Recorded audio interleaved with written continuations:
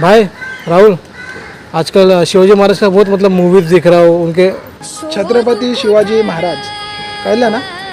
तू आज जे या पावन धरतीवर उभा आहेस ना, कदाचित ते नसते तर तू उभा राहिला नसता, कदाचित तूही नसता, कळलं।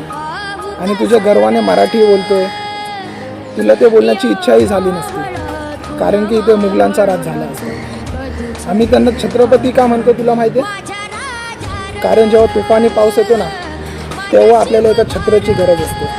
जेव्हा मुघलांचा आपल्या राज्यावर तुफान आला होता, त्या टायमाला छत्रपती शिवाजी महाराजांनी छत्रछाया आपल्या राज्याला आणि आपल्या मावळ्यांना दिलं होतं। त्यामुळे त्यांना छत्रपती शिवाजी महाराज आमच्यासारखे मावळे बोलतो, समजलं। ह्यापुढे कधीही त्यांचं नाव सन्मानाने घ्यायचं, छत्रपती शिवाजी महाराज असं बोलूनच चालायचं, कळलं।